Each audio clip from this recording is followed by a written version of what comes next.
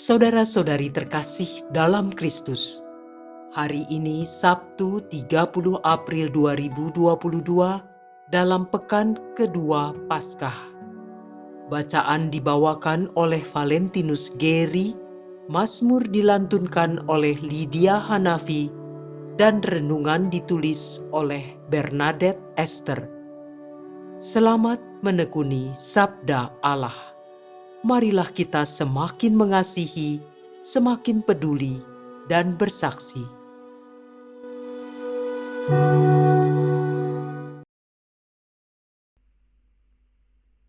Bacaan dari Kisah Para Rasul, bab 6, ayat 1 sampai dengan 7.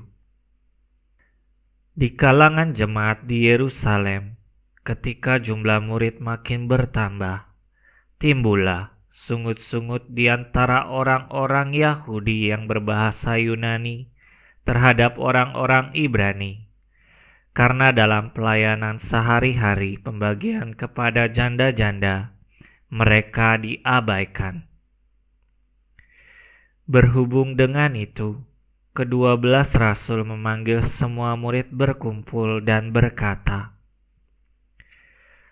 "Kami tidak merasa puas karena kami melalaikan firman Allah untuk melayani meja.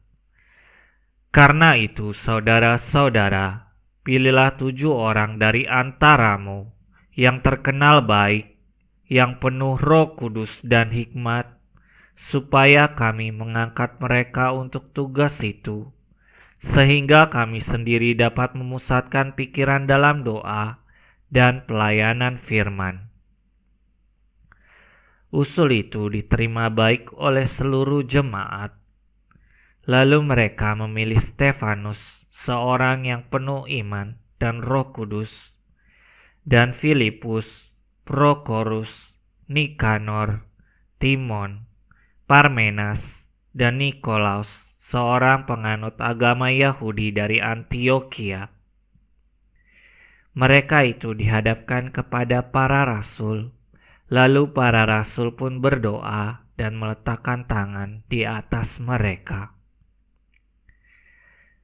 Firman Allah makin tersebar dan jumlah murid di Yerusalem makin bertambah banyak. Juga sejumlah besar imam menyerahkan diri dan percaya. Demikianlah sabda Tuhan.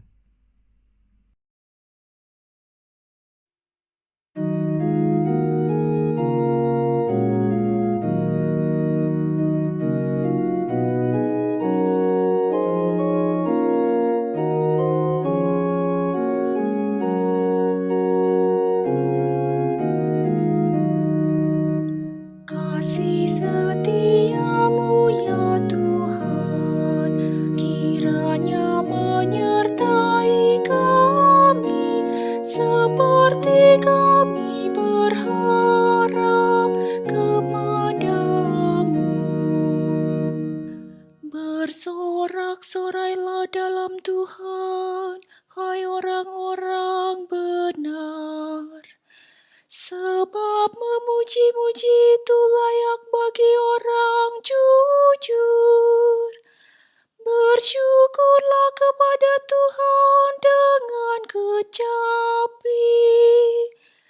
Bermazmurlah baginya dengan gambu 10 tali.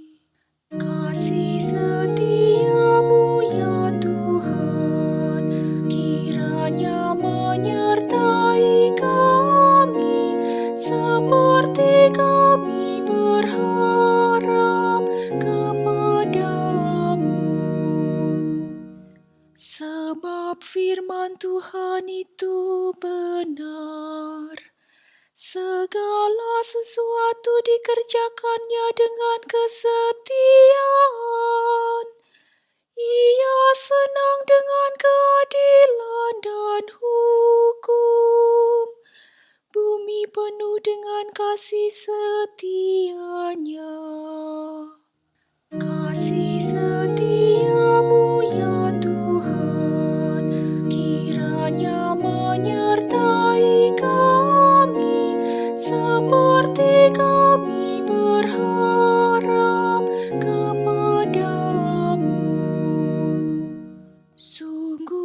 mata Tuhan tertuju kepada mereka yang takwa, kepada mereka yang berharap akan kasih setia-Nya. Ia hendak melepaskan jiwa mereka dari maut dan memelihara hidup mereka pada masa kelaparan. Kasih setia-Mu ya Tuhan, kiranya menyertai kami seperti kami berharap kepadamu.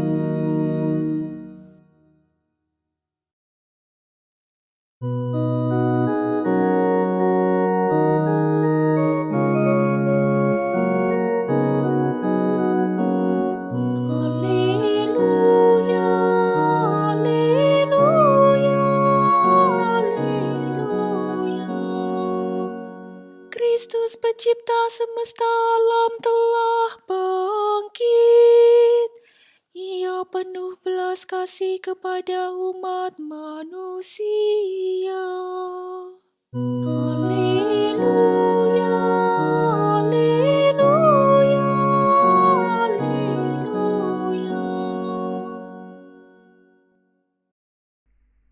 Inilah Injil suci menurut Yohanes, bab 6, ayat 16 sampai dengan 21. Setelah mempergandakan roti dan memberi makan 5.000 orang, Yesus mengundurkan diri ke gunung. Ketika hari sudah mulai malam, murid-murid Yesus pergi ke danau, lalu naik ke perahu dan menyeberang ke Kapernaum.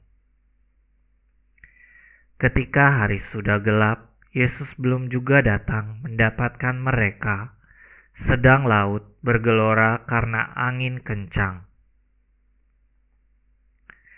Sesudah mereka mendayung kira-kira 2-3 mil jauhnya, mereka melihat Yesus berjalan di atas air mendekati perahu itu. Maka ketakutanlah mereka. Tetapi Yesus berkata kepada mereka, "Ini Aku, jangan takut." Mereka lalu mempersilakan Yesus naik ke perahu, dan seketika itu juga perahu mereka sampai ke pantai yang mereka tuju.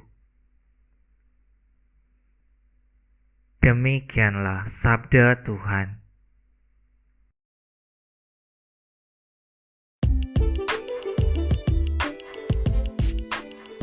Jangan takut. Yesus senantiasa menyertai hidup kita. Renungan dibawakan oleh Bernadette Esther.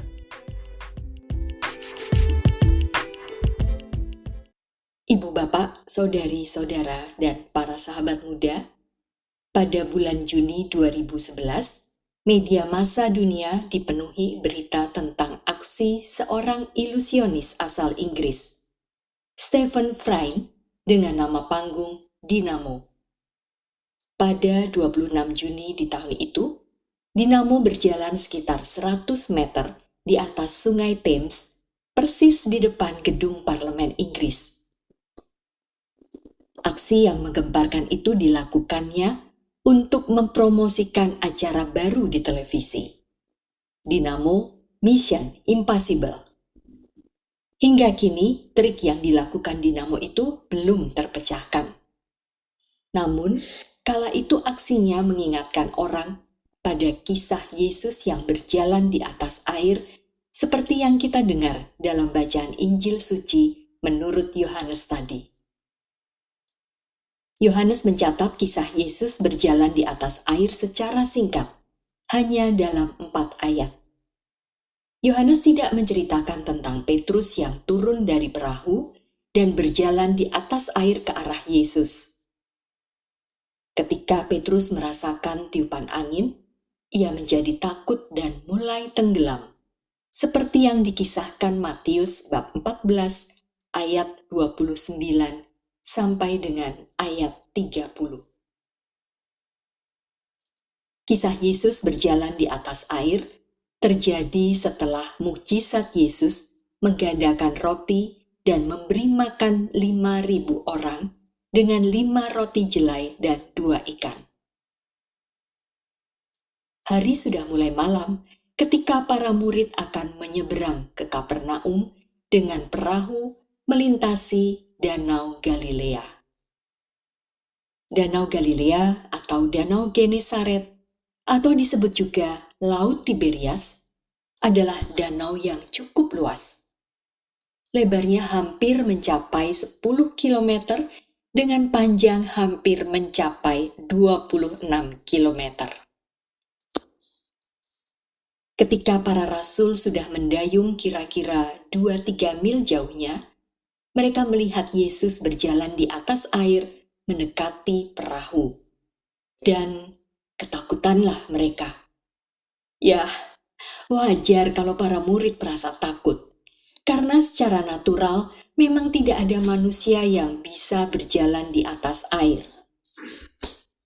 Tetapi perkataan Yesus, "Ini aku, jangan takut," rupanya menenteramkan hati para rasul, sehingga mereka mempersilahkan Yesus naik perahu. Dan seketika itu juga perahu mereka sampai ke pantai yang mereka tuju. Ibu bapak, saudari, saudara, dan sahabat muda yang terkasih, kita pun pasti pernah mengalami pengalaman seperti yang dialami para rasul. Dalam perjalanan hidup, tak jarang kita menghadapi malam-malam gelap. Berbagai persoalan dan kesulitan yang bisa jadi datang di saat bersamaan membuat kita bak dihantam angin kencang dan hidup kita mulai goyah karena kita merasa Yesus tak datang mendapatkan kita. Namun seberat apapun intensitas badai dalam hidup kita, Yesus senantiasa hadir mendampingi. Dengan doa yang sungguh lahir dari kepercayaan akan kuasa Allah dan pikiran serta hati yang tetap terpusat kepadanya, percayalah, Yesus akan masuk ke dalam perahu kehidupan kita dan berlayar menemani kita hingga ke pantai yang tenang. Marilah kita berdoa. Allah Bapa yang Maha Kuasa, Engkau sungguh baik. Kasih-Mu senantiasa hadir dalam hidup kami. Ampunilah kami, karena kami kerap mencari-cari Engkau, terlebih saat badai kehidupan menghantam kami, dan kami tidak melihat kehadiran-Mu dalam diri orang-orang yang membantu kami.